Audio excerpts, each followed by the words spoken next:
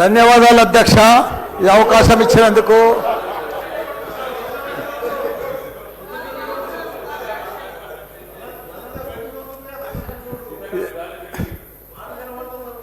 సరే, పెళ్లికి వచ్చినా రాకున్నా కానీ ఒక అధ్యక్ష చాలా బాధాకరంగా ఉన్నది, చాలా ఇబ్బందికరంగా ఉన్నది.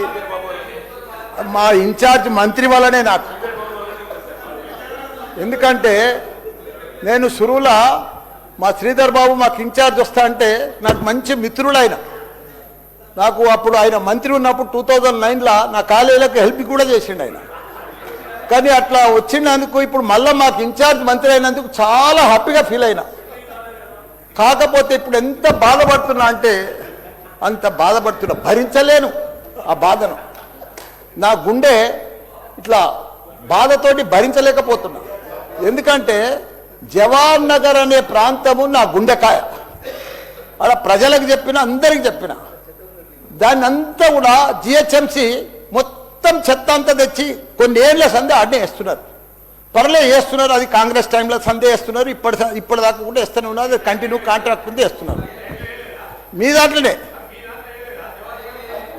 కంటిన్యూషన్ అని చెప్తున్నా. నా జర ఓపిక పట్టడానికి దండం పెడతా. ఎందుకంటే ఆ చెత్త వేసినప్పుడు నేను మంత్రి ఉన్నప్పుడు మా కేటీఆర్ గారు 500 కోట్లు ఇచ్చిండు. చెత్తతోటి కరెంటు తయారు చేసే ఉత్పత్తి ప్లాంట్ ఆడ తయారు చేసినాం.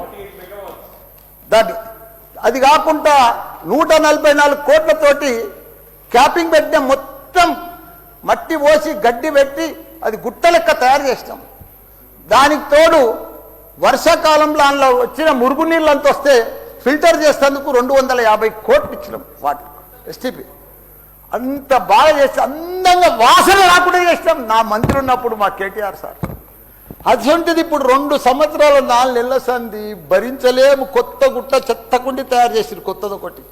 అది రోగాన బారి పడుతున్నారు. వాటర్ల పొల్యూషను, గాలిల పొల్యూషను, భూమిల పొల్యూషను, మురికి నీరు ఉండలేక 2 లక్షలన్నర ప్రజలు ఉంటున్నాడు.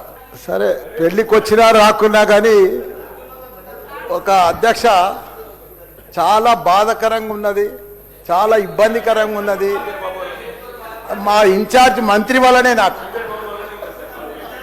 ఎందుకంటే నేను సురువుల మా శ్రీధర్ బాబు మాకు ఇన్ఛార్జ్ వస్తా అంటే నాకు మంచి మిత్రుడు ఆయన. నాకు అప్పుడు ఆయన మంత్రి ఉన్నప్పుడు 2009లో నా కాలేజీలకు హెల్ప్ కూడా చేసిండు ఆయన.